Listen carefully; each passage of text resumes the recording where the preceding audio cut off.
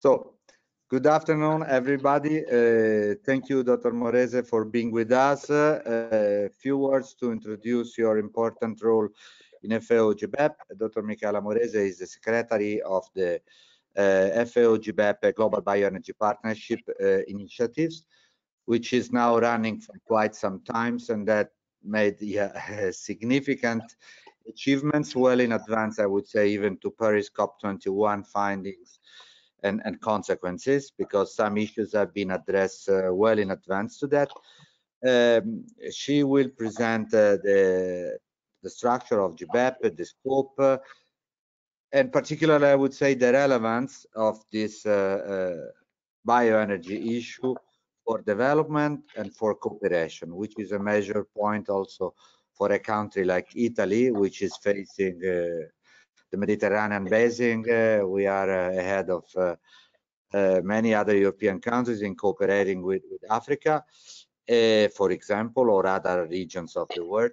So it's a very, very important topic for us, not only for an environmental and technical issue or point of view, but also from an economic and cooperation perspective, which is very relevant for the energy economics and Economia dell'Energia courses. That's why we invited Dr. Morese to be with us today and to present the national and the international context.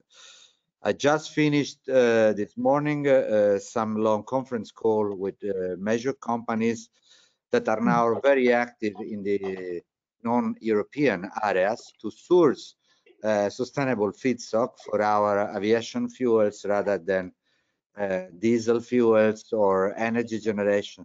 So it's a very, very important topic also from an industrial perspective that is often not very clear to many people, this issue. So I quit here. I leave the floor to Michela. Thanks again, and the floor is yours. We're here to hear the very interesting presentation. Thanks. Thank you so much. Thank you, Professor David Chiaramonti, and thank you to all the participants that we have today for this lesson. So Professor Chiaramonti introduced already me and the work that I do in FAO. And I would like to guide you through the activities that we do in the little team of GBEP, of the Global Bioenergy Partnership in FAO.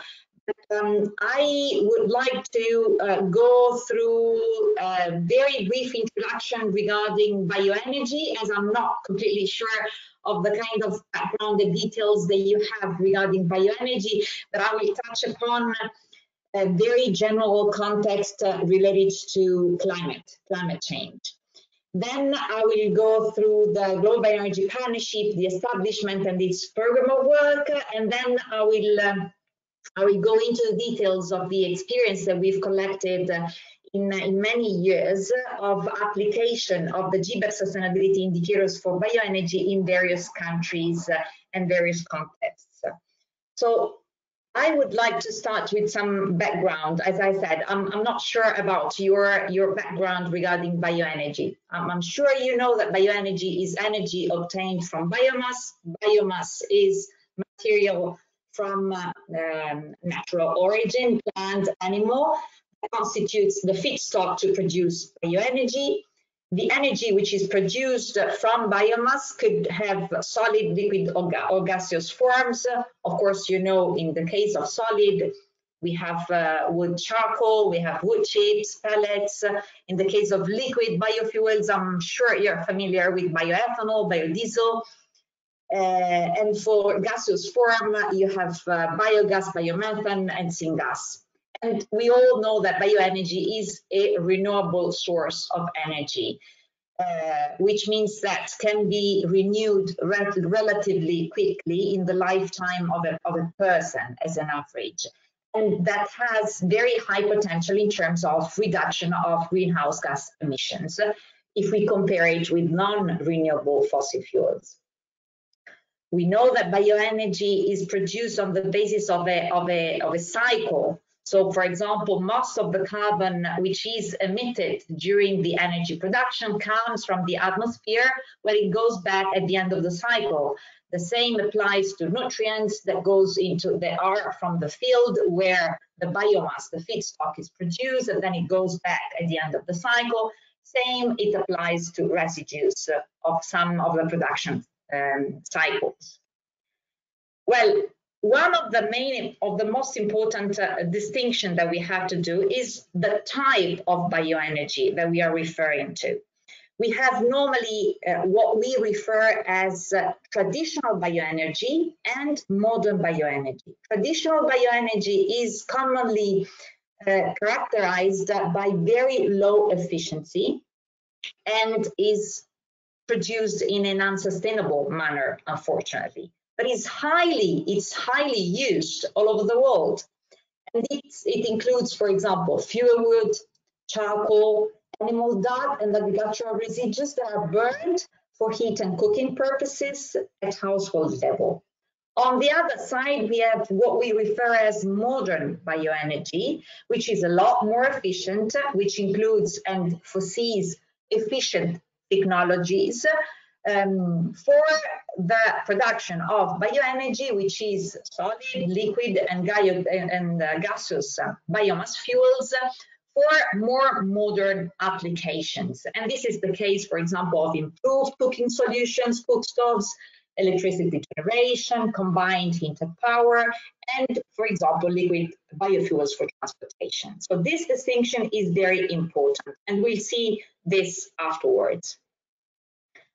Then we have different types of modern bioenergy pathways depending on the kind of feedstock that we use. So, for example, if we use oil crops, then in light of the production process, in this case it's transesterification, we get biodiesel, which is used as a biofuel for transportation. And this applies to many different types of feedstock that go through different production processes in order to produce different products, in order to be used with different final uses.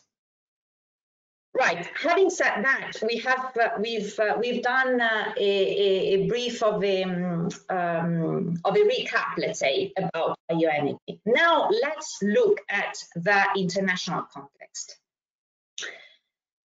So we know that today the world population is around 8 billion people. For example, when I started working in FAO 15 years ago, we were a lot less. We were a bit more than 6 billion people. So this means, and you see on the screen that the scenario of growing population in the years is giving us an important information. The world population is going to increase, is going to grow. And you see the scenario up to 2100 year.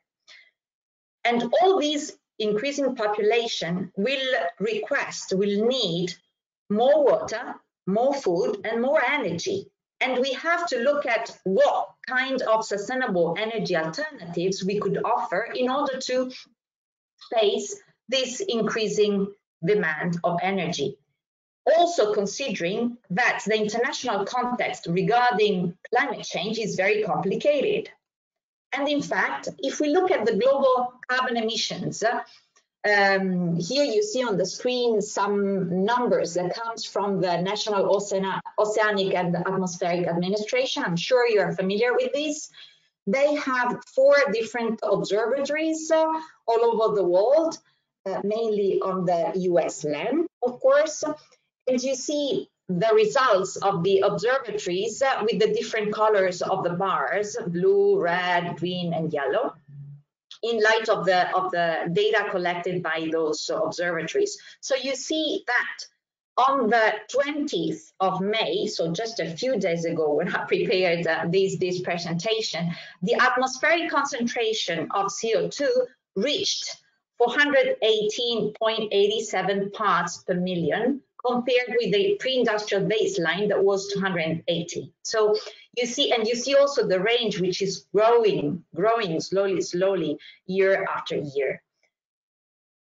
Here you have an idea of who are the top GHG emitters.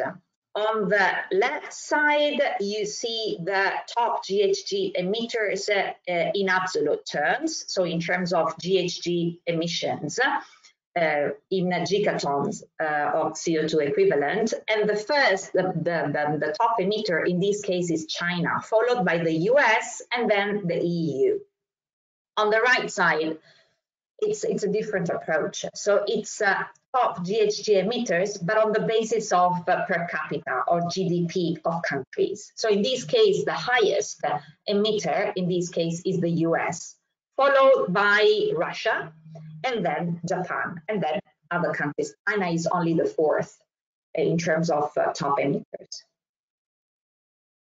Well, as of today, we are aware that in order to be able to respect somehow the commitment of the Paris Agreement, which says the objective is to reduce the emissions in order to get to the 2 degrees centigrade, possibly 1.5 degrees centigrade. In order to get to that objective, we only have 9% of the carbon budget left, which means around 10 years left at the current emissions. This means that the global challenge of decarbonization has started. So CO2 emissions are not on the right trajectory to meet the Paris Agreement. We are emitting still too much with respect to the commitment of the Paris Agreement of the 1.5 degrees centigrade objective. This means that the policy, the international efforts towards decarbonization has to be accelerated. So, but despite this, we see that the trend of investments is going not on the right direction, is going still on the opposite direction. This means that internationally, the international community will need to act in order to reverse the trend. And we also recognize the importance to give more emphasis to renewables, including modern bioenergy. But despite we are all aware that the emissions continue to grow, that we should modify our approach in terms of energy, in terms of climate behavior, let's say, we still see that the current renewable energy percentage in terms of use is still low, is very low. And do not get confused by Africa seeming to be using renewable energy. That one is the use of what I mentioned before as traditional use of bioenergy. It is still considered as a renewable energy, but as I mentioned before, it's not produced in a sustainable manner. So despite if you don't consider Africa, all the rest, you see that renewable energy percentage in terms of use is very, very low. And despite this, we also know that many people lack access to modern energy services. So for example, you see here, 2.8 billion people are without access to clean cooking fuels and technologies. And in this case, you see that, for example, in sub-Saharan Africa, only 47% of the population has access to electricity. So this means that a huge additional effort has to be made. But we also know that we have renewable energy and bioenergy in this context has a role to play. And in fact, in these scenarios, these are IEA scenarios, and on the right side, you have the scenarios of world primary energy demand at the current policies. On the left side is the scenario on the basis of the stated, committed policies. So it's, and you see that the green bar, which is here, renewable here and here, in both scenarios, implies an important role of renewables. And you see also the bar of CO2 emissions that are expected to reduce here with respect to the current scenario in light of the policies that have been stated, the commitment taken by the governments.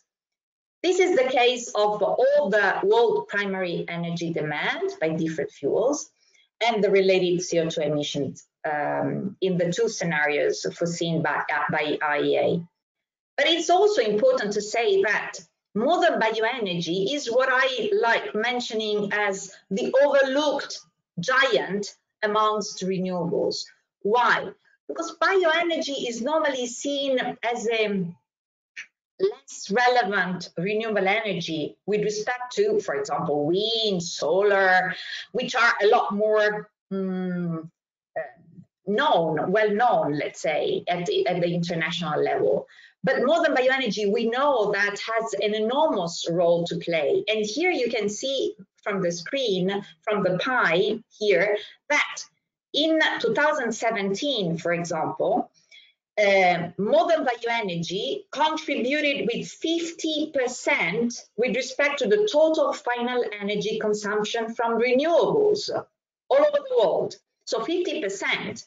So it's all together, all the other sources of renewable energy. So this means that the potential of bioenergy, and not only the potential, but also the current contribution to total energy consumption is huge. And this is only modern bioenergy, not including also traditional bioenergy.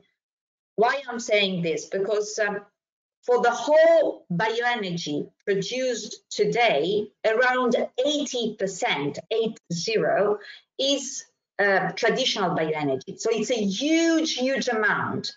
And that, of that remaining 20%, this is the contribution.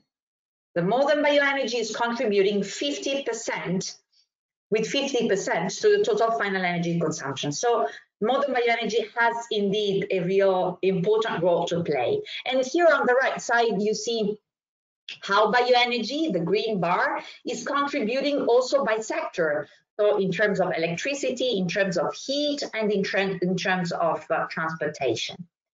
And I also have to say that in addition to the kind of high contribution, it's important to say that modern bioenergy, with respect to the other sources of renewable energy, has a number of added value in terms of being able to provide at the same time a flexible type of energy in terms of electricity, direct heat, and transport fuel. In terms of liquid biofuels, just a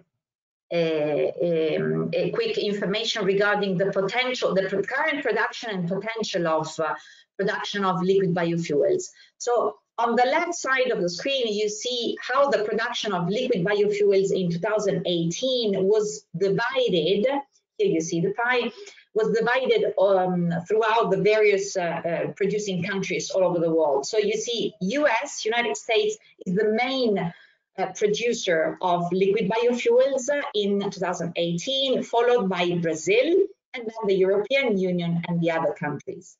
And on the right side, you see also the potential that the IEA was foreseeing at that time in 2019 with these scenarios in terms of potential of production of biofuels in these countries. Right. Very recently, on the 18th of May, so less than a month ago, the International Energy Agency has issued a new report with the so-called net zero emission scenarios. So this report highlights how in the next, let's say, 30 years, the energy supply all over the world, I mean, on a global context, is going to change radically in the sense that renewables and nuclear power will displace most of the fossil fuels, and the share of fossil fuels will fall from the current 80% to around 20% in 2050. And the difference between the current use of fossil fuels with respect to the 2050 scenarios will be covered somehow by bioenergy. So you see the difference in 2000 or 2020, let's say now, 2021, it's here. This is the scenario of the use of bioenergy. And here you see in 2050 how the scenario will change in terms of amount, but also in terms of mix of energy, of bioenergy used. So you see that the dark gray, which is traditional use of bioenergy, which is the one that I mentioned before, used in Africa with the use of woody biomass, for example, for cooking and heating, will be reduced slowly in order to give some more space to modern liquid bioenergy and modern uses of solid bioenergy production. Well, this is an expected change in the total energy supply, and the scenario of IEA also highlights how much the role of technology, and in particular of behavioral changes in emission reduction, the changes in technology and behavioral changes will influence the emission reductions by 2050. So you see here around 8% of the emission reduction, this green bar, will be connected to behavioral changes and materials efficiency. So this is a good sign in terms of we could all contribute with our behavioral changes to the reduction of emissions all over the world. And this is as well the kind of reduction of total final consumption due to behavioral changes, and how the behavioral changes in the bioenergy sector could contribute to reduce emissions. Right. Well, in all this, it's important to highlight that sustainability is key. So bioenergy will have a role to play in the context of the international scenario regarding climate change, in the context of being able to reply to the increasing request of the increasing population to access to energy, only if sustainability is taken into consideration. We are all aware that modern bioenergy presents excellent opportunities, but not without challenges. We could contribute with modern bioenergy to decarbonize agriculture and forestry sectors, but we need to focus our attention on sustainability, because sustainability is key in order to take out the best from the opportunities and find also ways to address at the utmost the challenges that modern bioenergy could present. Well, now I will refer to the Global Bioenergy Partnership, how we started our work and how we have committed since the beginning to facilitate a sustainable development of bioenergy. We've been working since 2006. So we received our mandate from the G8, it was a G8 at that time, in 2005. The G8 summit, the leaders of the group of 8 in 2005 decided to establish a new initiative called Global Bioenergy Partnership, with the objective to promote bioenergy for sustainable development. So this means that we are working since 2006. So this year is the 15th anniversary of GBEP. Currently, Brazil is the co-chair. Italy has been the co-chair together with Brazil for many, many years, and the second co-chair is now to be nominated. And FAO is one of the founding partners of GBEP, And it also hosts its secretariat in the FAO headquarters in Rome. And I'm coordinating the secretariat of this Global Bioenergy Partnership since the very beginning. And as you may see from the screen, here is a map of countries and organizations that are members of these initiatives. We are mostly a bit more than 80 between partners and observers, between governments and international organizations. Very briefly, the two main priorities of the Global Bioenergy Partnership has always been, on one side, sustainability, and I will mention sustainability as a second because we will go into the details of the sustainability work. And the second priority is capacity building, capacity development. So here you may see the 8 activity groups that we have in the context of the GBEP initiative. They are all related to specific thematic areas, so I'm sure you recognize wood energy, for example, or the development of a bioenergy atlas, bioenergy and water, biogas, advanced liquid biofuels. And something which is very important that I would like to highlight is the activity group number 3.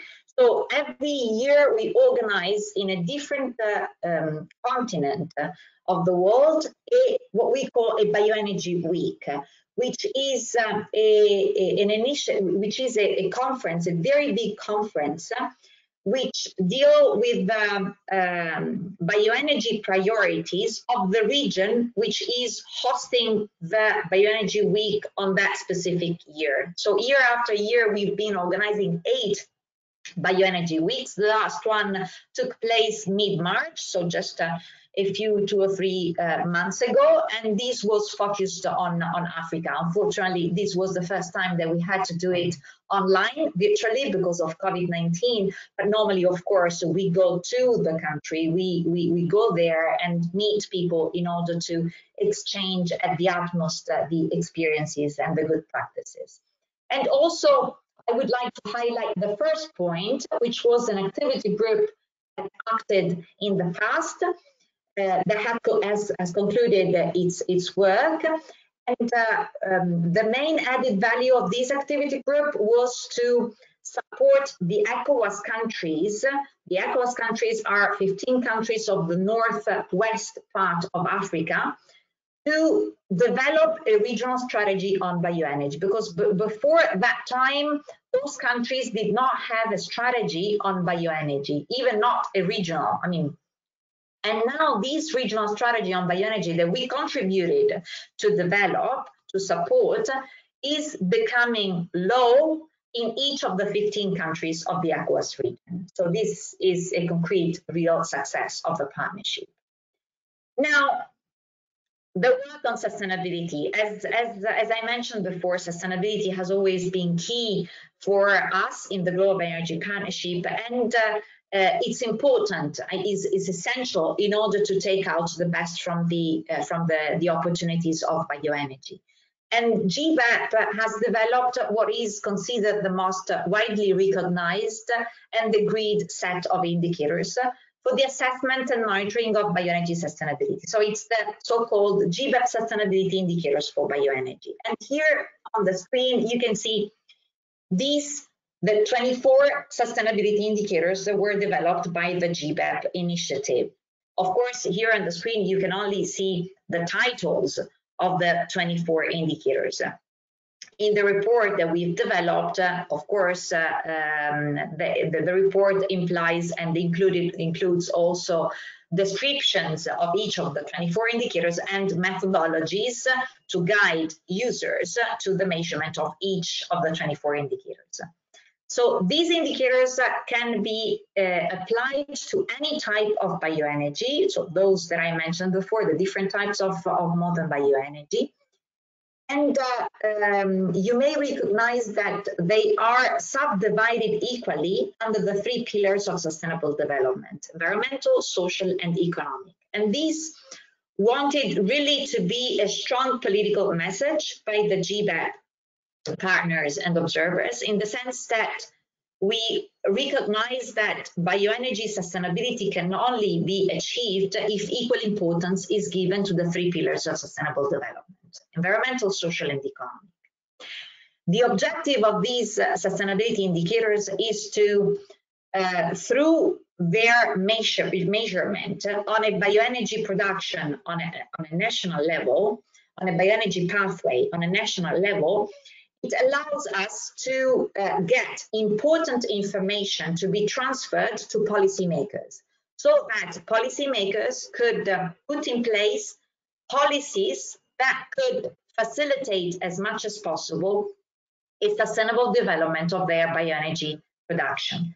Measured over time, it's even better, because of course further measurement of the GBEP indicators over time could give to policymakers additional information in terms of which additional adjustments to the policies may facilitate a further development of bioenergy in their country. And this is the cover of the report that contains the 24 sustainability indicators and their respective methodologies. I'm sure that you recognize amongst those 24 indicators many of the aspects that you consider as essential for a sustainability assessment. Under the 3 pillars, I know that you are a lot more interested because of the courses on the economic aspects, but it's important for a full sustainability assessment that also environmental and social aspects are not left behind.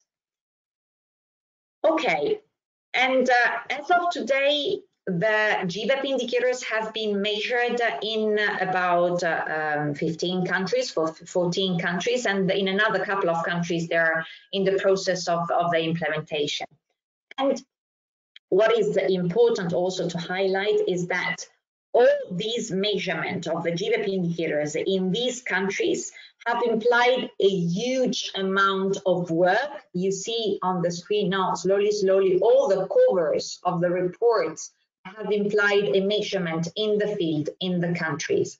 So this gives you an idea of the commitment, not only from the governments, from the beneficiary countries that received the measurement of the GBEP indicators, but also from the implementing organizations. So that's the case, for example, of the last report that you see here, the blue cover on the right upper side of the screen. So that's the case of Ethiopia that was implemented by UNEP. The green, these green covers are Vietnam and Paraguay that were implemented by our team in FAO in Vietnam and Paraguay. So high level of commitment from countries and also from international financial institutions that allowed us to put in place those projects in the countries, in the field.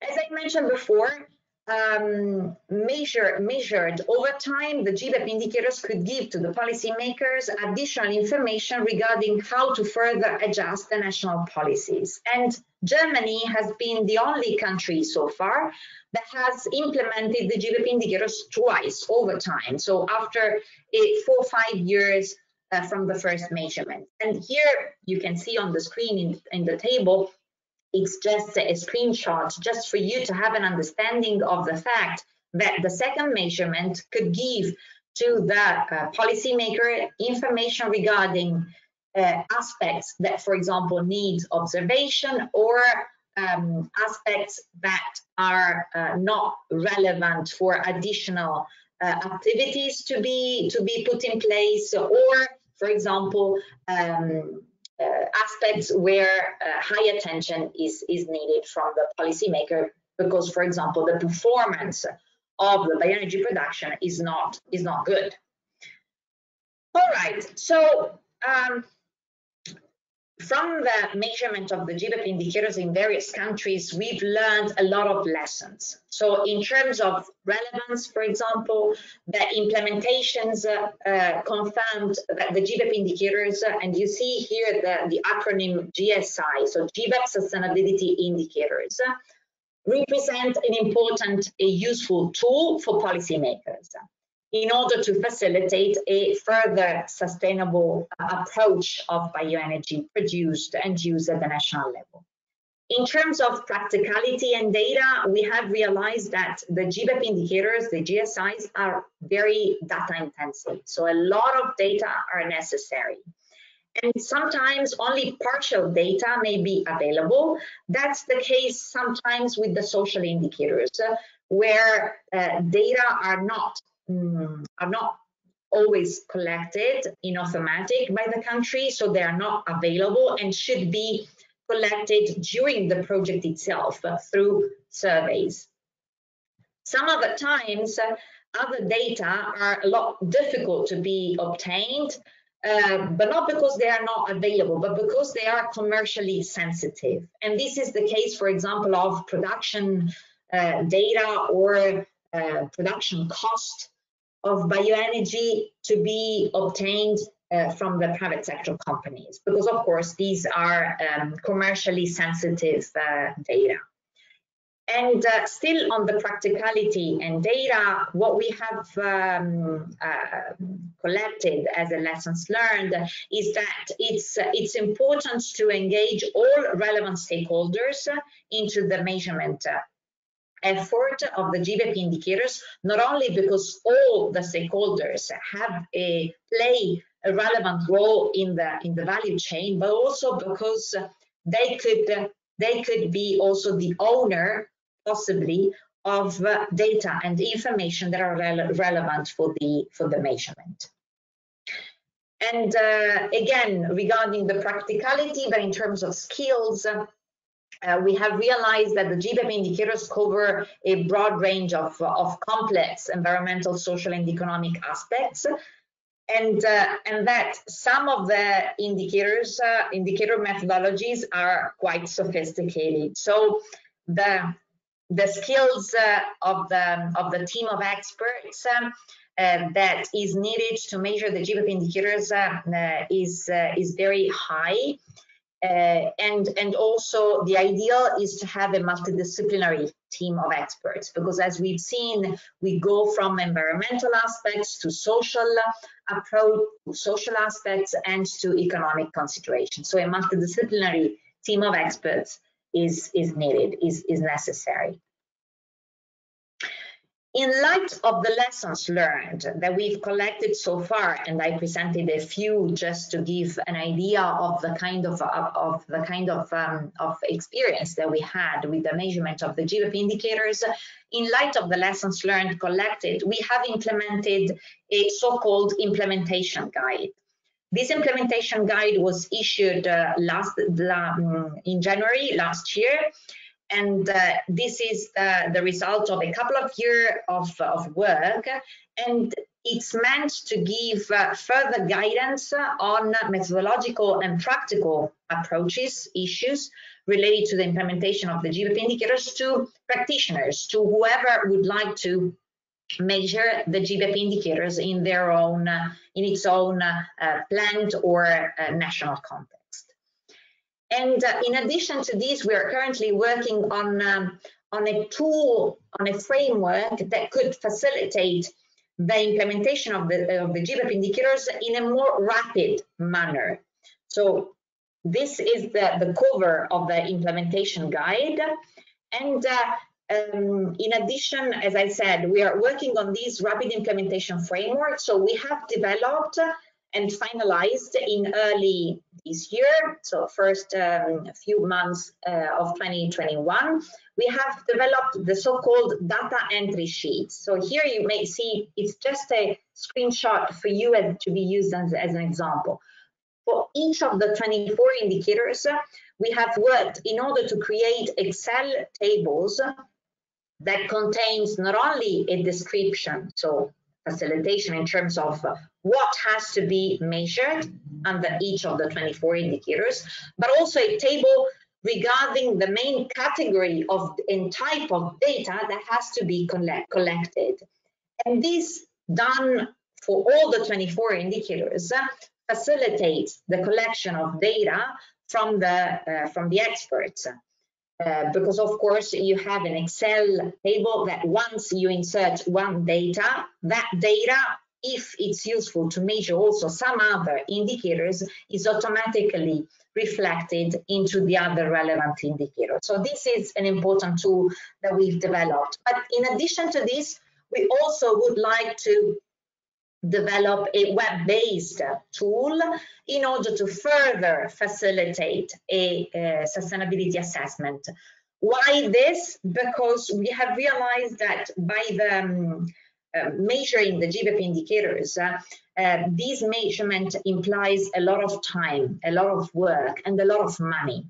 And not always the countries, in particular developing countries, despite very willing to measure the GBEP indicators and improve the sustainability of their bioenergy pathways, they do not have skills, expertise, and money and resources to go through the measurement of the GBEP indicators.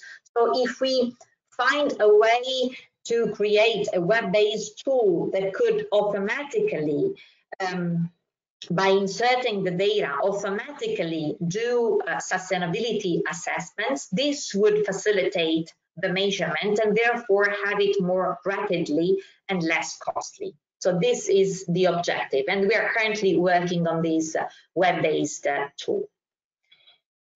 And it's important also to highlight that the GBEP indicators also represent a tool to measure, notify, and verify the achievements of the NDCs or of the INDCs, the intended nationally determined contributions, and the achievement of the SDGs. It's important to highlight that in terms of NDCs and INDCs, many countries have energy and bioenergy objectives in their nationally determined contributions. And they are looking at the GBEP indicators as a tool to measure the achievement of those bioenergy objectives that they have included in their own NDC. And the same applies to SDGs. So the GBEP indicators are cross-cutting and relevant for all of the 17 SDGs, Sustainable Development Goals. And countries, as you may know, are expected to develop indicators at the national level in order to be able to measure the achievement of the SDGs at the national level. And the GBEP indicators, because they are cross-cutting to all the 17 SDGs, could be highly relevant to allow countries to measure the achievement of their NDCs, at least for what concerns and for what is relevant in a cross-cutting manner with bioenergy. I'm not sure if we have the possibility to have a question time now, and I would like to request guidance from Professor Chiaramonti here, if it's appropriate to give some time for questions, or at the end, as you wish. Well, I send a message in the chat asking attendants to ask question, if any, in the chat or in the Q&A panel that is accessible to everybody. I also have a number of questions by myself, but let's wait first if there are some questions from the audience. Okay, there's one from just a moment that from Francesco. It is written that the GBEP indicators have been applied also in Indonesia. What about I expected this question. The palm oil production, is this something to be taken into account by this country to be more sustainable? Actually, this was also in my list of questions, but I was expecting someone to raise understandably this question. So it's a great point. It's a great point. We all know, and it's indeed part of my second part of the presentation. It's something that I would like to mention and to discuss, not only in terms of the results of the measurement of the GBEP indicators in Indonesia, but also in terms of sharing views about the public opinion against palm oil that sometimes is pretty demonizing and not always with a good background. So I will mention this during the second part of my. We can come back to this later then. Well, okay, Francesco is thanking. Well, there are a couple of points I think that could apply to your first part. One is about GBEP itself. It's also for myself, I'm curious. I mean, I remember 2005 when this was funded and started in Rome. Yeah. I worked there, and it's a long time ago. So looking back to GBEP with the eyes of today and keeping into account the incredibly ambitious targets that we set at global and European level in particular. Well, how can you judge the impact of not GBEP itself, but the group of countries that participate to GBEP over time? I mean, do you see these countries really committed? Do you think they are really looking at bioenergy or better say bioeconomy, including the product, as a real opportunity for them for the future, or they are lagging a bit behind? I mean, or regions maybe are different one from each other, and maybe you have a different feeling. What is your summary after all this time? Yeah, well, actually, bioenergy is a very complex issue. It's very cross-cutting, and it touches upon many aspects, many sectors. Agricultural, forestry, fisheries, if you think about algae, you know, it's very cross-cutting and it's very complicated. I would say that one of the most important added value that I could refer to which GBEP contributed was to contribute to change the way of thinking in many countries, and in particular in Africa. Why I'm saying this? You know that I refer to the activity group in the ECOWAS countries. Well, we started that work in 2010, 2011, and at that time, most of the ministries of environment and ministries of energy looked at bioenergy as the devil, because they were considering bioenergy as damaging their environment, because they only were looking at the traditional bioenergy that I mentioned at the very beginning, which is unsustainable, we know. But we slowly, year after year, activity after activity, we've let them see that there is a more modern manner of producing bioenergy, which is a lot more sustainable, and that gives a lot more sustainability aspects, positive opportunities in terms of, for example, job creation. You may imagine in terms of rural areas in Africa. So sustainable way of producing bioenergy that could give, for example, new income opportunities to smallholders, which means more food security opportunities for them to go in the market and buy food. So, and these sustainability aspects, these transition towards traditional to more modern use of bioenergy was a success for GBEP in terms of changing their way of thinking in African countries. That's one example. And then on the other side, somehow in the context of GBEP, we are joining forces in order to try to let the general public, but also policymakers and experts understand the opportunities that bioenergy could offer, but not without looking at the challenges. So this is the intellectually honest approach that we have within GBEP, of looking at the positive, but also at the negative potentially, in order to be able to face the challenges, in order to get out the best from the opportunities. So indeed, the commitment is very high within GBEP, the GBEP family.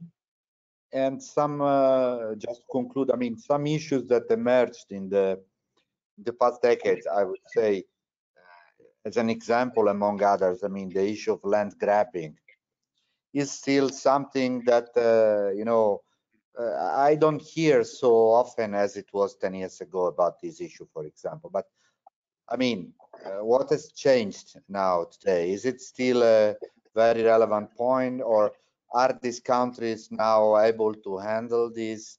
Can we be credible on that? Well, a lot of improvements have been made, a lot. But this doesn't mean that we've done all the homework, in the sense that, of course, in terms of governance of the land tenure, each country has a different approach. I will mention also a case in Ukraine. So even in Europe or accessing countries, they have a different approach to property with respect to how we in Italy have the approach to the property. Yeah.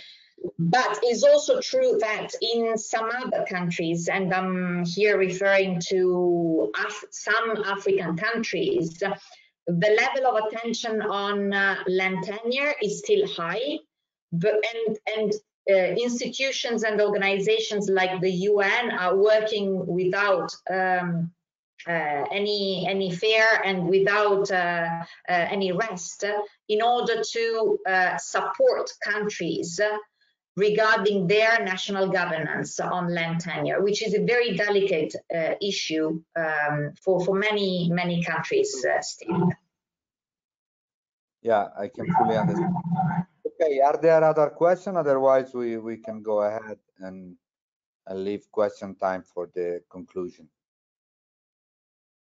Or Michela, do you want to have a short break? For me, it's fine. I can go ahead. Okay, that's all. I don't see other questions. Then we have our time pending.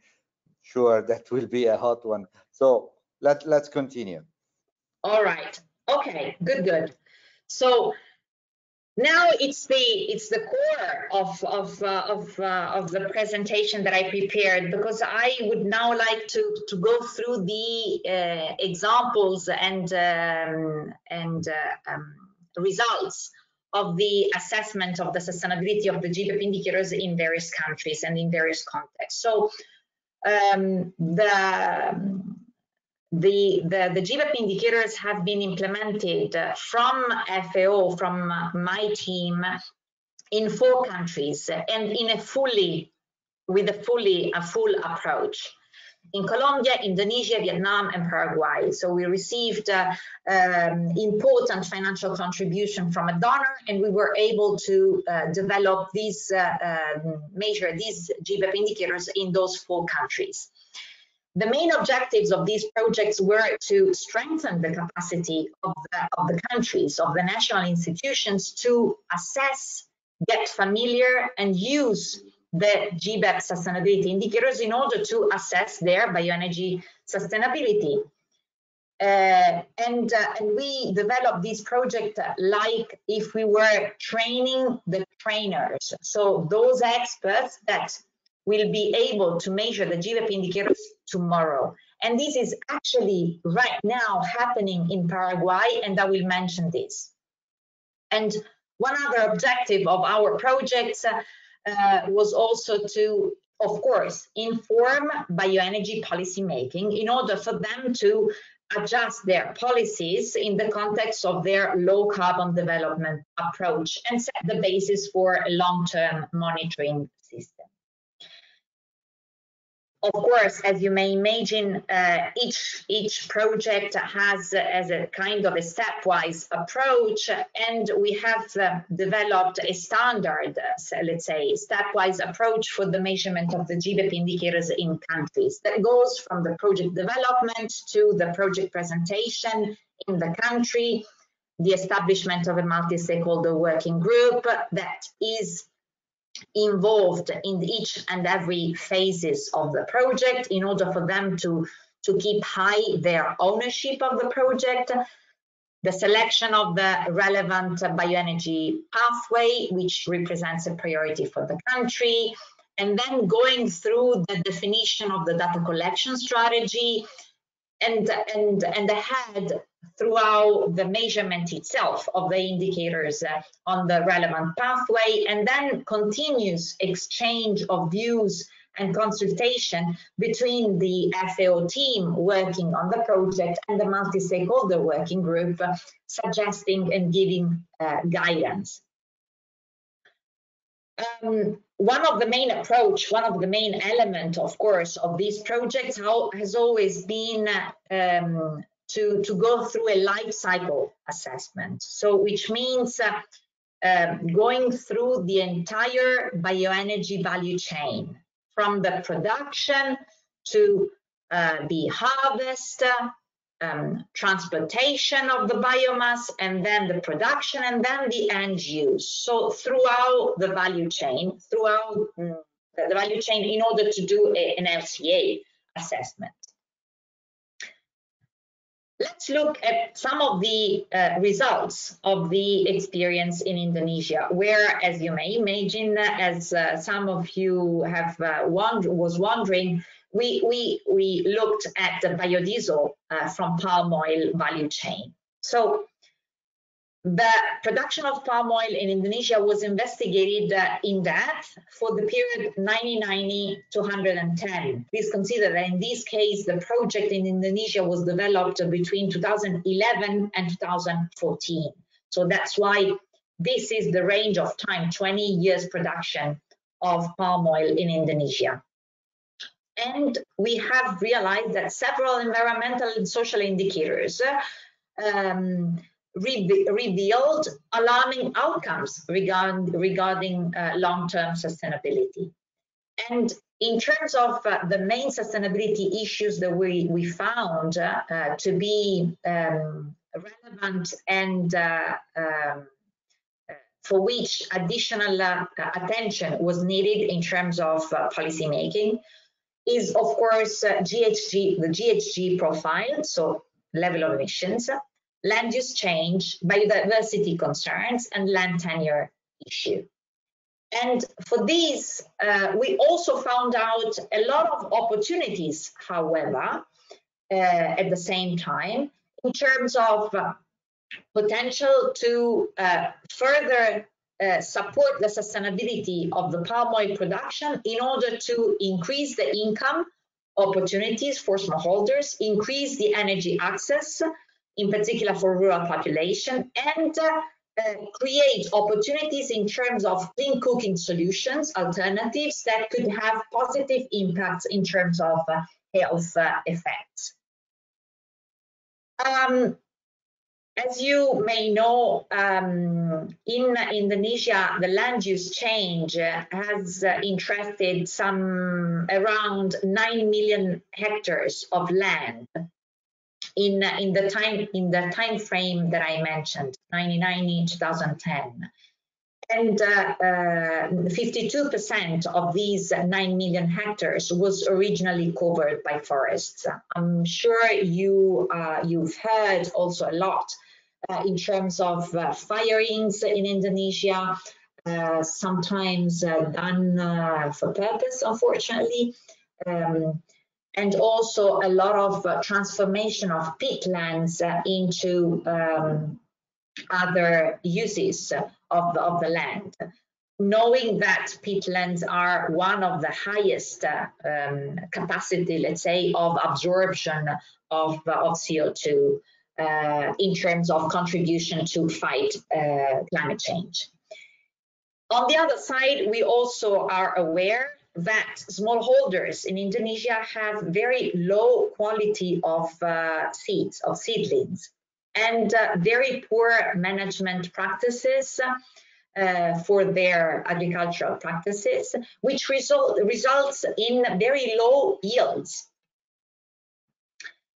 From the measurement of the GBEP indicators in the country, we ended up with two main priorities that would, from our point of view, would facilitate a more sustainable palm oil value chain in Indonesia. On one side, the need for sustainable yield intensification, and on the other side, the management of palm oil mills effluents for additional energy that could be produced from these palm oil mill effluents. Let's go one by one. Starting from the sustainable yield intensification. I've said that smallholders have yields that are very low, terribly low with respect to potentials. This is mainly due to poor genetic material which is used for their plantations and management practices that are not optimal.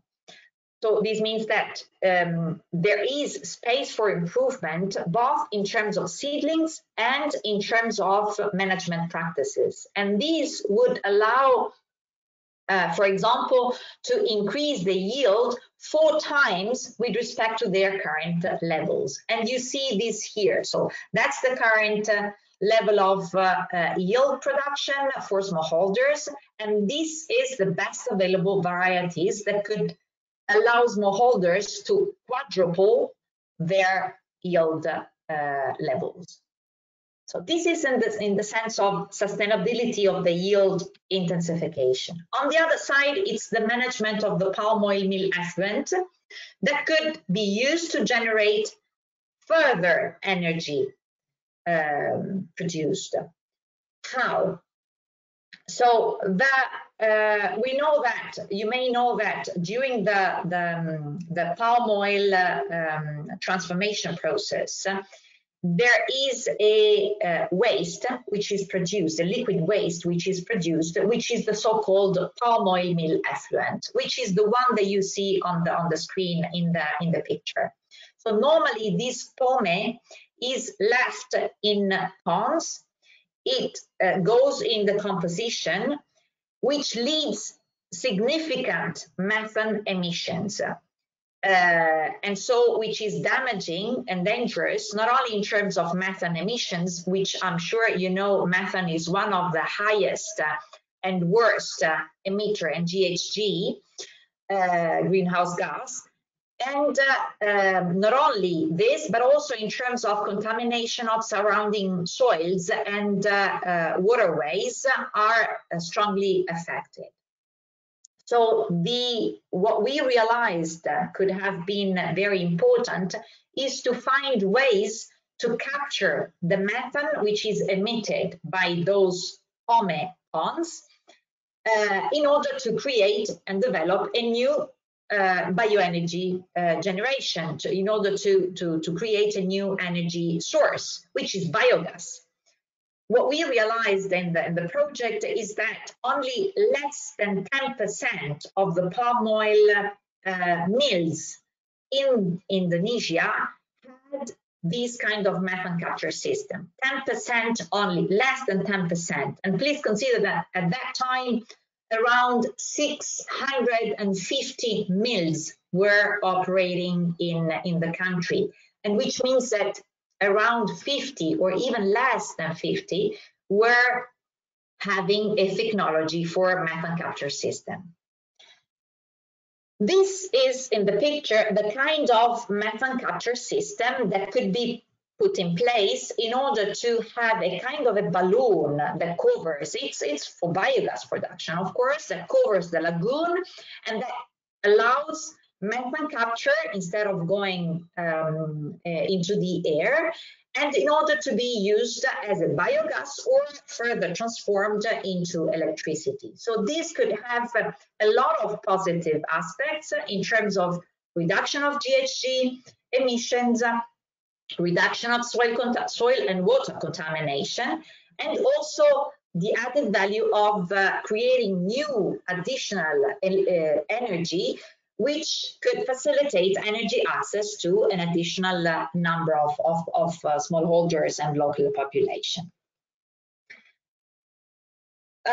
Before I go ahead with Vietnam and to respond to the question that was raised before, I have to say that from the experience of the measurement of the GBEP indicators in Indonesia, we have realized that there is a lot of room for improvement in Indonesia regarding the palm oil production.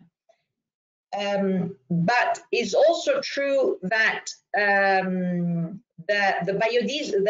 palm oil production is very delicate from a political point of view. We know that palm oil has received a kind of a ban in Europe. And I have to admit that not always these kind of decisions that have been taken at the European level, for example, in terms of ban of the palm oil production is really just technically, scientifically justified. Why I'm saying this? Because we have seen how in Indonesia the production of palm oil could strongly be improved from a sustainability point of view. And of course, the banning of a production, which we know comes mainly from Indonesia and Malaysia, and some more from a few other producing countries in the world, banning this production is not the solution. Supporting the countries to improve the sustainability of their bioenergy value chain could help not only facilitate a more sustainable production and use of bioenergy, but also support the livelihood and welfare of the country population as well. Also because you may consider then more than 70% of the population in Indonesia is involved in the palm oil value chain, which means a huge part of the population. So banning and demonizing a source of energy without looking at the potential of the sustainability improvement may not be the solution, at least not in the long-term run. What is really important is to join efforts in order to improve the sustainability of that value chain, that where we recognize there are some pitfalls and where improvements could be brought ahead. Well, now going to the Vietnam case, here we looked on biogas at different levels, at households and in households and livestock farms. So it means at smallholders level, but also at the industrial level. So anaerobic digesters for biogas production are very prevalent in Vietnam, and I have here a few numbers. So you see on the screen that there are different scales of farms. You have, you see from small, medium, large, mainly is with the production of biogas through pig manure, but also cassava is playing an important role. And you see also the installed plants and the really functioning plants. So it means that the country is somehow losing their attention to biogas, maybe because their policies are not supporting the biogas as an energy production. And it means that slowly the installed plants are closing and only fewer are really in operation. And we'll see also what are the challenges of the biogas production in Vietnam.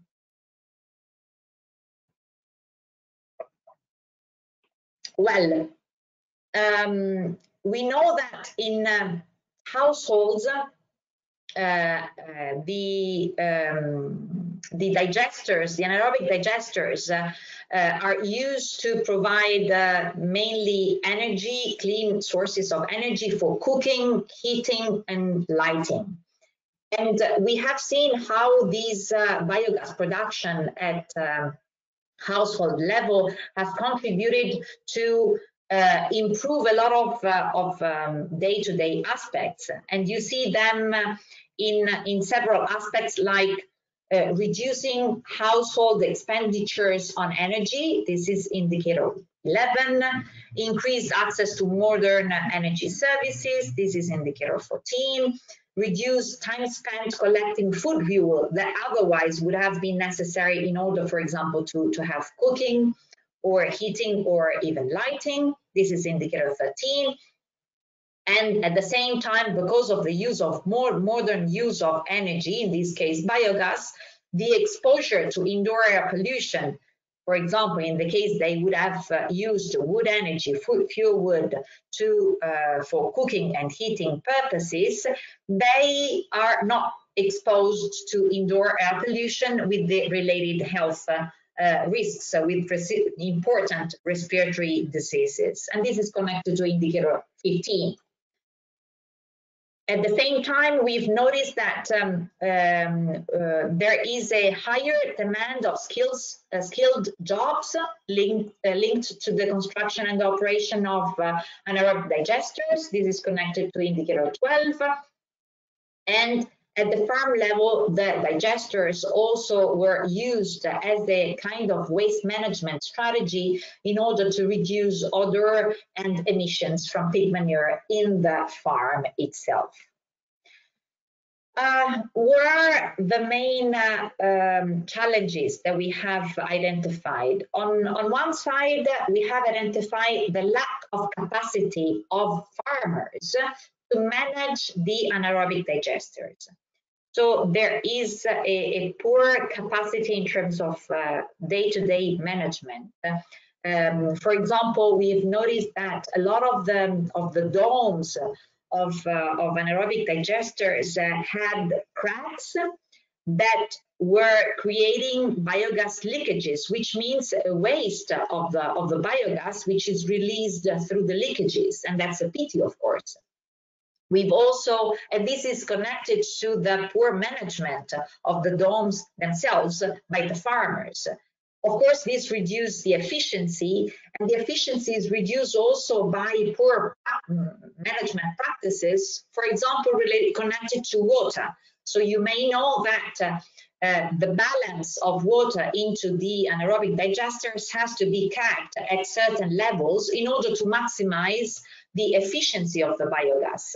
And in this case, we've noticed that farmers were tending to put too much water into the digester, with the consequence of having a digestate which is too liquefied, which not only reduces the efficiency of the biogas production, but also it creates complication in terms of transportation of the digestate in case it's used as an amendment in the soil, as a fertilizer, organic fertilizer, because it's complicated to be transferred, transported into the field because it's too liquid. So this is the kind of lack of capacity that we've noticed for biogas. And another important challenge is the lack of capital. So on one side, the anaerobic digesters are quite expensive to be developed, to be installed. On the other side, there is no incentive or support from the government in order to take out the best from the opportunity of biogas because of the pig manure presence in the country. And on the other side, we've realized that all the surplus of biogas produced in these farms were deliberately venting or flaring because they do not know how to use otherwise. And this is because they do not have the capital also to buy generators that could transform biogas and use that source of energy in other times. So what we found as recommendation, what we developed as recommendation for the lack of capacity, of course, was a recommendation to the government to drastically improve the anaerobic digester design and also provide farmers with a lot of capacity development trainings and courses and support. And on the other side, regarding the lack of capitals that I mentioned, was not only to promote the power generation approach, let's say, in order to best use the surplus of biogas at the farm or at the industrial level, but also to establish microfinancing schemes within the government in order to support the installation of anaerobic digesters, in particular at household level, where the capital needed to install the anaerobic digester is complicated, is difficult at the very beginning of the plant in a farm. Let's go now to Paraguay, completely different country, completely different region, completely different value chain. In this case, we analyzed the forest, the woody biomass used for bioenergy purposes at the household and at the industrial level. Let's see. So Paraguay is the country in Latin America that has the highest electrification rate. So 100% of urban households and 98% of the rural households have access to electricity. Can you imagine? So it's a huge percentage. But despite this, 50% of rural population still use traditional energy. So wood fuel for open fires, for cooking and heating. And this is, of course, connected to their traditions, to their culture. It's not connected to energy access because, as I said, they do have access to electricity. And this gives you an idea of the rural population using wood fuel for energy purposes throughout the year. So you see in 2005, it was very, very high. It has declined slowly, then up again, then declining. But in general, the population is still very attached to the tradition of wood fuel.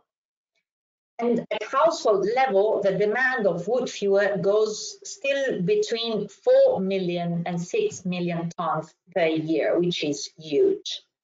Now, in terms of industry, how it works, well, still also in the industry sector, so large-scale sector, the request of woody biomass is very high. And you see that, for example, in the agro-industry sector, it goes from 1.5 to 3 million tons a year. And for example, in this case, 500,000 tons of wood fuel is required to dry soybean, which is one of the main food crop in the country. So 1/3 of this amount of 1.6 million, and what is it? It's 1/6 of this amount is used for soybean, for example, and around 25% of wood fuel, which is used to produce charcoal for export production, for example.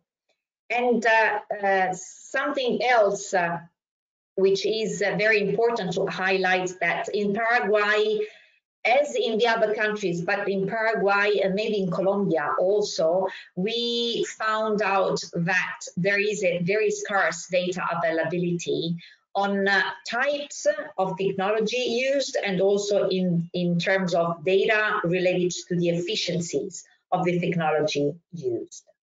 So from this table, you have an idea of how it is used, the wood fuel, wood energy for bioenergy production at the industrial level in the country.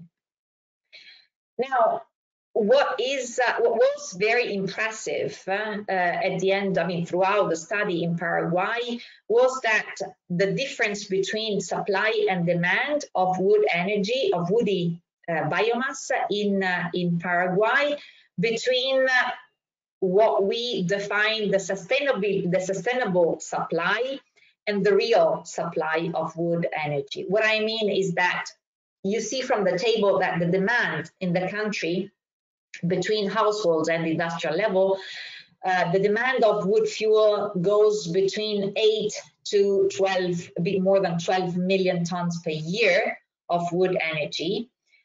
The biomass, the woody biomass, which is produced sustainably in the country, is very low. It's less than 1 million to 1.1 million tons per year. The difference between those two elements, those two data, gives you the net balance, which is the numbers in red, which is a disastrous number in terms of negative balance in terms of woody biomass not produced in a sustainable manner, which is instead demanded and used at household and industrial level, and which represents one of the major drivers of deforestation in the country, together with the conversion of the current land into agricultural and pasture land. So in light of this situation in Paraguay, our attention regarding the recommendation to the country was very much focused on how to address deforestation in the country. So one of the recommendations was to incentivize the sustainable management of productive native forests, for example, through policies and incentives that could facilitate a sustainable forest management practices. On the other side, we recommended to maximize control over deforestation and also sanctions against deforestation in order to also fight illegal trade of forest products and byproducts. We recommended also to facilitate the traceability of biomass products and byproducts, including, for example, the charcoal from wood resources. And we recommended the government also within the National Energy Efficiency Plan to promote the use of improved biomass cook stoves at household level, and also the use at the industrial level of chips, for example, instead of wood fuel and charcoal that we know are less sustainable. After these, in addition to these, the results of these measurement of the GBEP indicators in these countries, we've also been working in Sub-Saharan Africa, not mainly to measure the GBEP indicators, because of course it also depends on the readiness of the country, of each country, to discuss about sustainability, or in this case in Sub-Saharan Africa, to know more about the importance of bioenergy and the importance of sustainable bioenergy. So in this case, we've worked in Sub-Saharan Africa, in particular in Togo and in Ghana, in order to familiarize those countries, relevant stakeholders in those countries, to the GBEP indicators, to the importance of bioenergy, the importance to transition away from the traditional use of biomass towards a more modern use of bioenergy. And in this case, we need, and in these countries, there is the need to reduce the pressure on forests because they tend to go into the forest and take wood, green wood, what we call green wood, and use it for cooking and heating and lighting. And this is what I referred before as the traditional form of bioenergy. This includes also charcoal, which have had and still has devastating effects on the forest landscapes in those countries. They are very inefficient. And despite the fact there are alternatives, they continue, those countries continue to count on wood energy in order to guarantee their access to energy. And in our activities in these countries, we've tried to familiarize relevant stakeholders to alternative sources of energy, alternatives to wood energy, in order to reduce the pressure on forests. And in this case, yes. So what I mentioned, of course, we familiarize them with other alternative forms of bioenergy and other more efficient conversion techniques that could be, for example, improved cook stoves or switch to, as I said, alternative feedstock. Just to give you an example, instead of using the green wood to be used for cooking purposes, for example, they could use improved cook stoves that use different fuels, and that could be a lot more sustainable. Or, for example, cook stoves that at the same time have the property to cook, to use to be used for cooking purposes, but at the same time to produce through pyrolysis some biochar that at the same time could be put into the soil for restoration practices. And in this context, that's exactly what the kind of approach that we had in Sub-Saharan Africa, in the sense of highlighting the linkages between sustainable wood energy use to get, and the links, the positive relationship with landscape restoration, and in particular with forest landscape restoration. Now I would like to show you a video. I hope it will work, and this will give you an idea. This video is the video that we have developed in the context of the Global Bioenergy Partnership, and it's to highlight exactly this link between wood energy and forest landscape restoration. And there is also a very strong linkages also highlighted in terms of relevance to the SDGs. So just a 4 minutes video for you to look at. Please let me know if you don't see it. Huh? Yes, and if you don't hear it.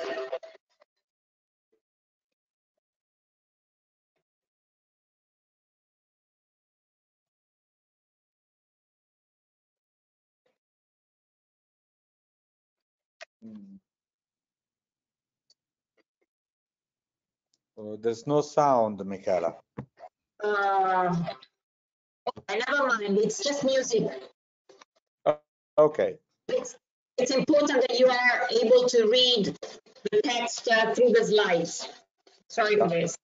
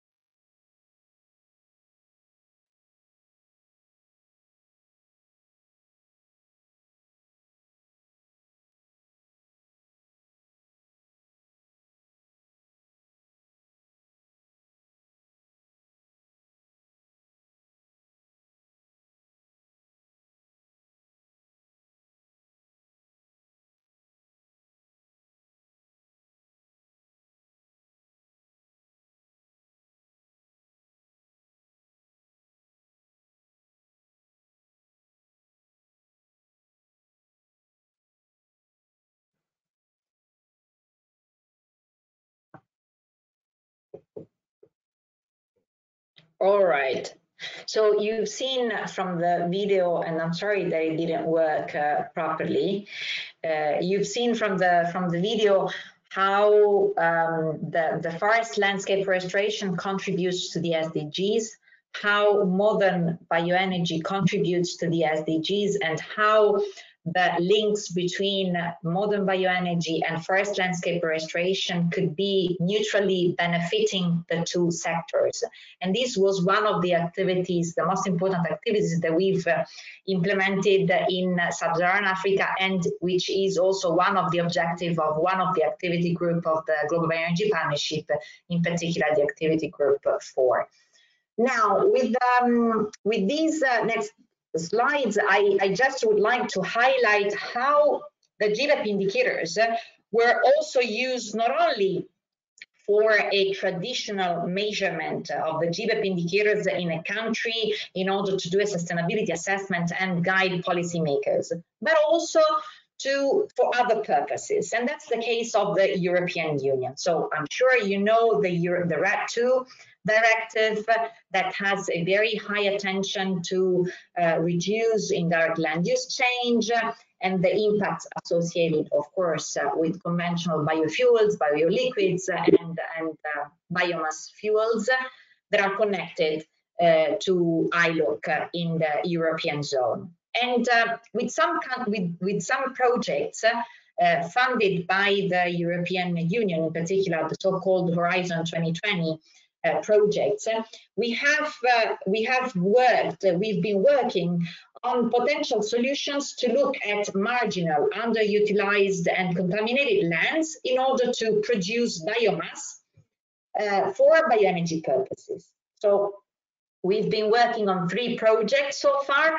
The first one, the so-called ForBio, has ended at the end of 2018, and this was connected to the use of underutilized land in Europe to produce sustainable feedstock only for advanced biofuels.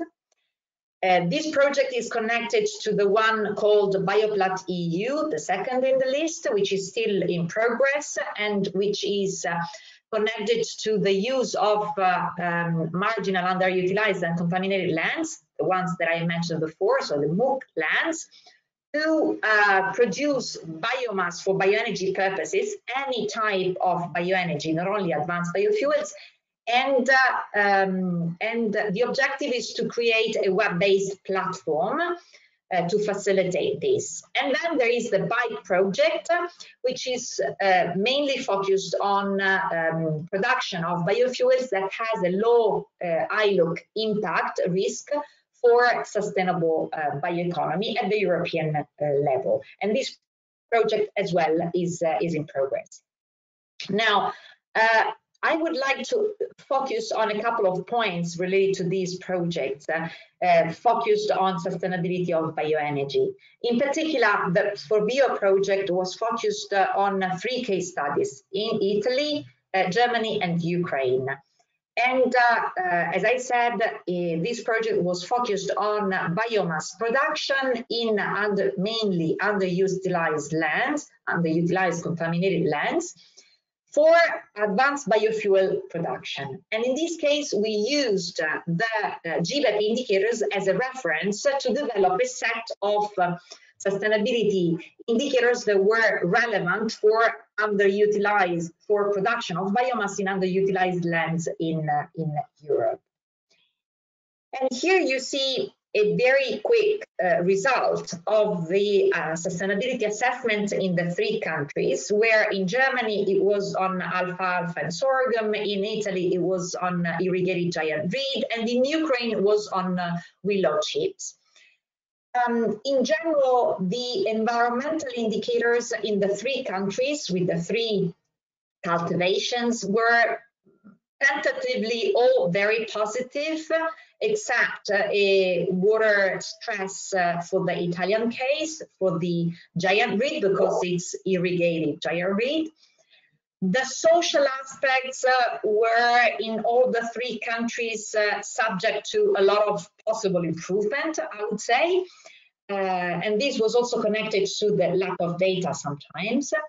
But on the economic side, and this is something that I mentioned before, on the, and you see the land tenure issue that I said, that I mentioned before in Ukraine, it appears as red because their land tenure is very different with respect to the, let's call it the European approach.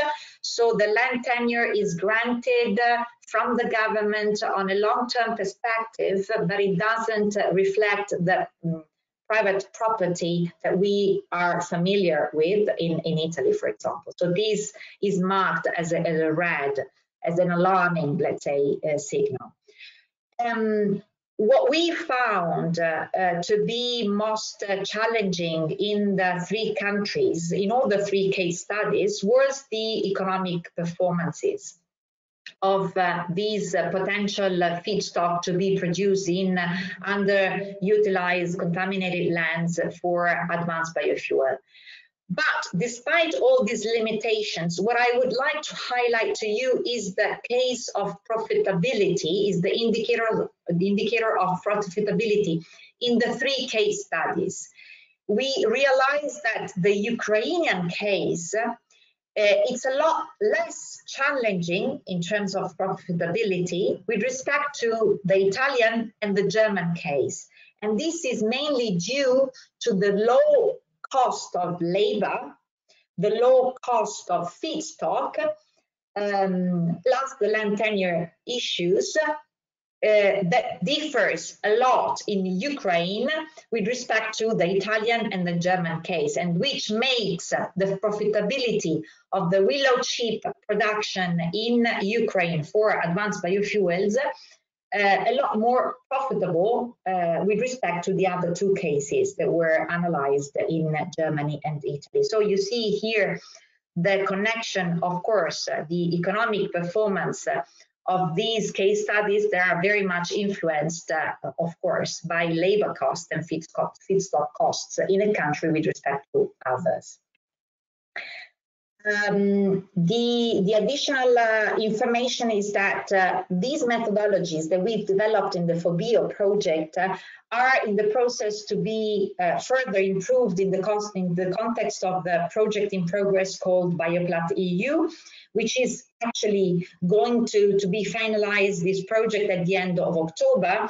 The objective is to, as I mentioned before, is to look at the sustainability of biomass production, not only for advanced biofuels, and not only to the three case studies, but let's say valid for all the EU countries.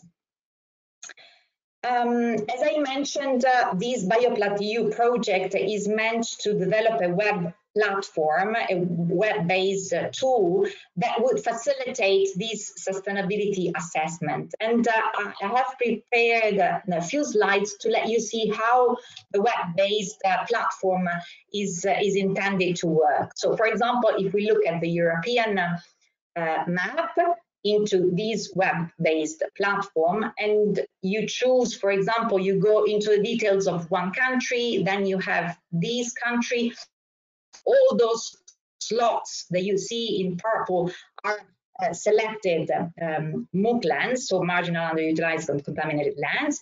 And if you select one of those and you go into a specific plot of land, you see you have the possibility, you as a potential investor, for example, or a government authority, could go into the details and see sustainability evaluations regarding the type of crop that could potentially be grown in that plot of land, depending on a number of elements that are already calculated into the web-based platform in terms of water availability, etc.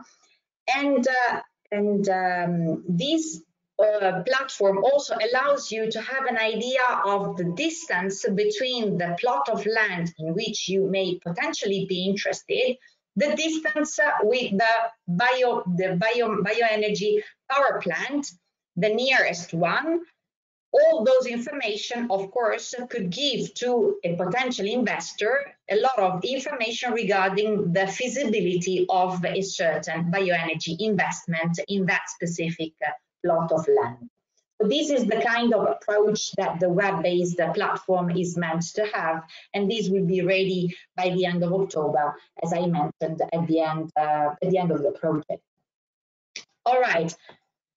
We are going towards the end of my presentation, and I would like to summarize, if I may, some of what we could call, for example, some of the policy heritage of the GBEP activities so far. I would like to mention, of course, the ECOWAS case that I mentioned before. So the fact that we supported the development of a regional strategy on bioenergy. While before, as I mentioned to you, the approach towards bioenergy was very, very negative. We ended up supporting the countries, the region, to develop a strategy that is now absorbed in each of the 15 countries that are part of the ECOWAS region, the ECOWAS governments. In Indonesia, we recommended the country to install a lot more methane capture systems for palm oil mill effluent, setting the and the government is setting now the target to 60% of the mills to be equipped with these methane capture technology by 2030, while in 2015, when we finished the project, it was around 10%. And in 2010, it was less than 10%, you may recall that I mentioned. In Vietnam, we recommended the country to count a lot more on anaerobic digestion because of the high potential of the country. We recommended to insert that into their intended nationally determined contribution as a method to reduce GHG emission and also to make best use of byproducts and waste resources from agricultural production. In Paraguay, we supported the country with a lot of recommendation in order to improve the performances of the wood energy sector, but also of the bioethanol sector. That was the second pathway that we analyzed in the country.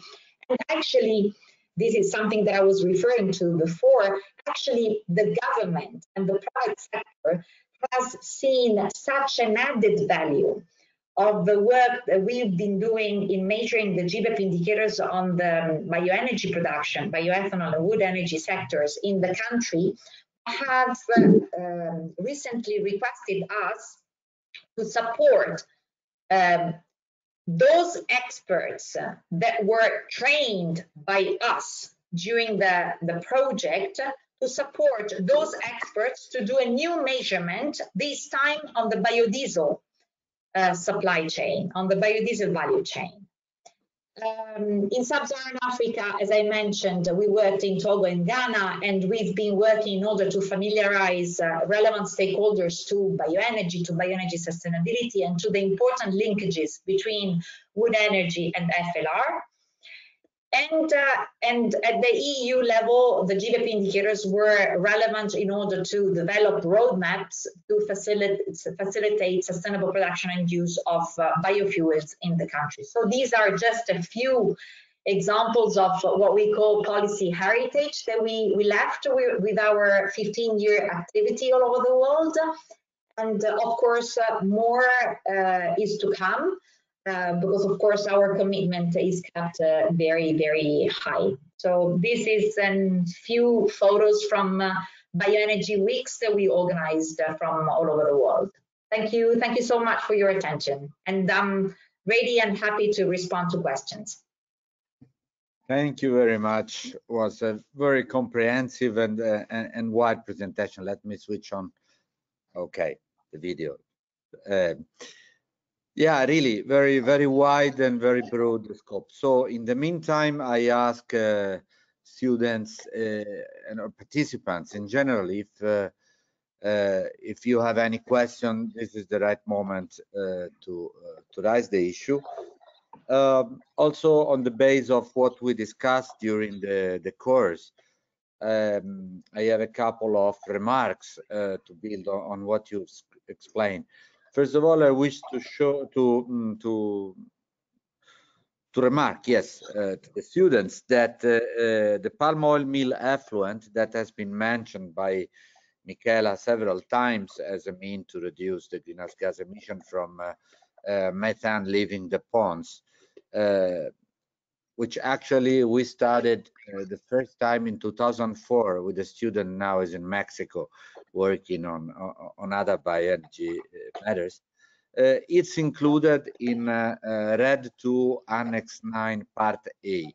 So it's a quite curious situation in which the palm oil is banned, I would say almost completely. You see recent announcement from Total and ENI, just to tell the last ones. But at the same time, the palm oil mill effluent, or let's say the lipids derived from the palm oil mill effluent material, are eligible as advanced biofuels feedstock. So Annex 9 Part A, the most valuable one. That's quite a unique case. I have a question regarding the smallholders instead, because you mentioned, Michela, smallholders, but which is the scale you intend with this term? I mean, how small is smallholder? Do you have an idea? Because in the European legislation instead, there was a strong discussion around that concept, and we, if I'm not wrong, ended up with 2 hectares or something that range. So it's a garden, it's not a farmer. In Indonesia, it's worst. It's even worse because it's less than 1 hectare. So it's plot distributed all over with a lot of smallholders, and they are not collaborating in communities. So their capacity also to negotiate, let's say, with the market is very fragile because they are scattered all around the country, and they have very little. Well, no, sorry. In Indonesia, it's 1 to 3 hectares. Ah, okay. If I'm not wrong, it's 1 to 3 hectares. So it's it is some way comparable to. Yeah, I should. Yeah, if I recall correctly, it's that size. But they are, again, there are many.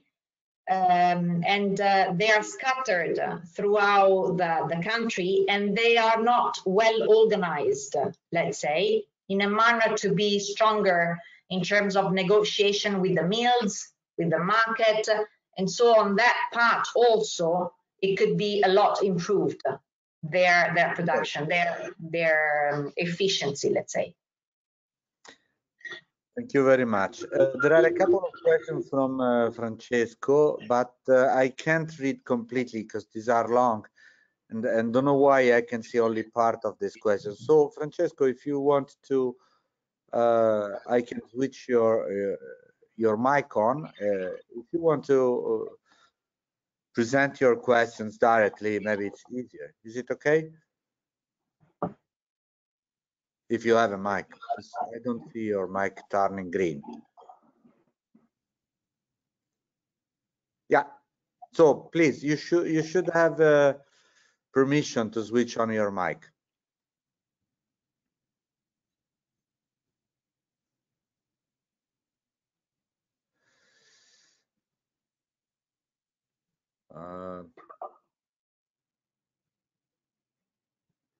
You're active.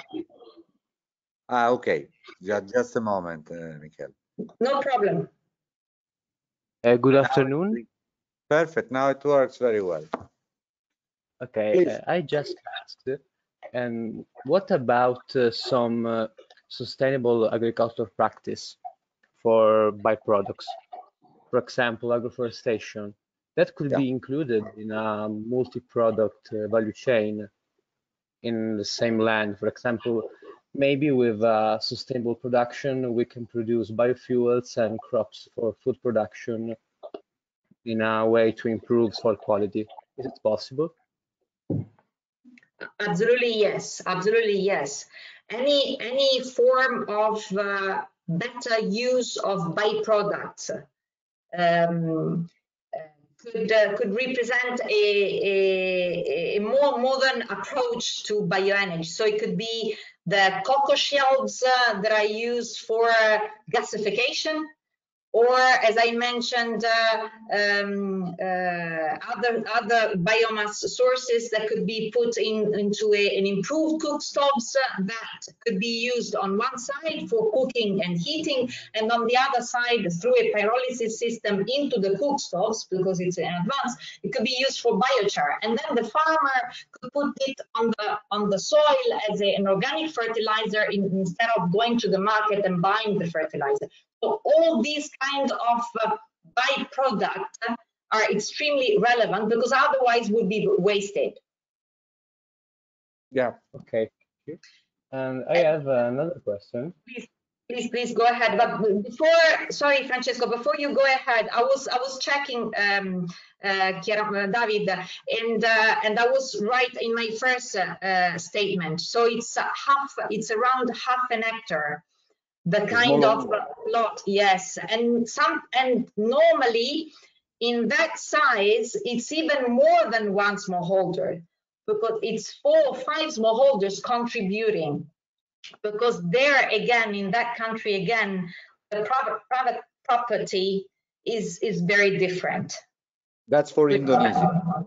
Yeah, This it's the government that is giving.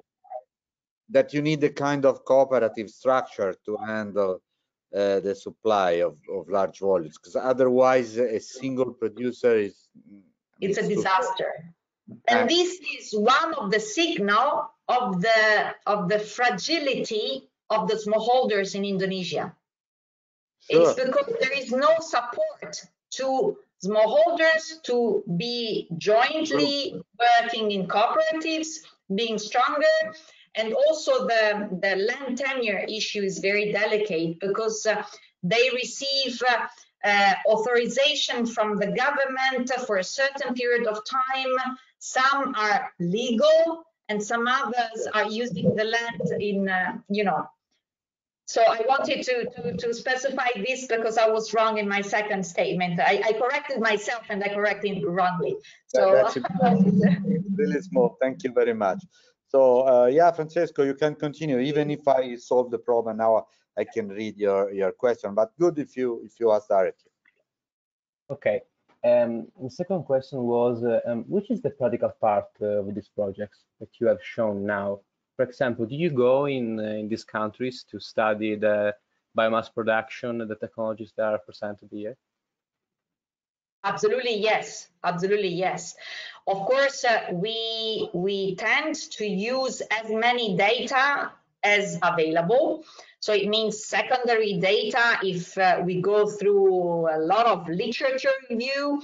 But of course, the primary data is the most relevant, the most important, that it represents the basis of the assessment. So we go there, we do field visit, we talk with the association of the sector of producers, with the association of, you know, so absolutely we go there and we touch with our hands somehow the data. That's essential. Of course, when data is available, primary data is available, is better. When not, of course, we base our assumption on secondary data. Thank you so much. You're welcome.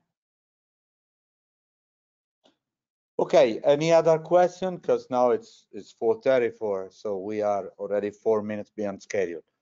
But I mean, if you have questions, so we can reserve a few minutes more. Absolutely.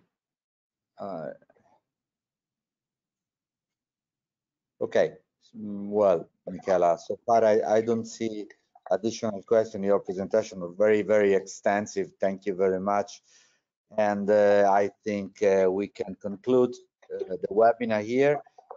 Again, thank you really a lot, because these are very important topics for, particularly for the students and the younger generation, that they will have to deal with the impressive transition. Hopefully we will be able to make it or not. Let's see.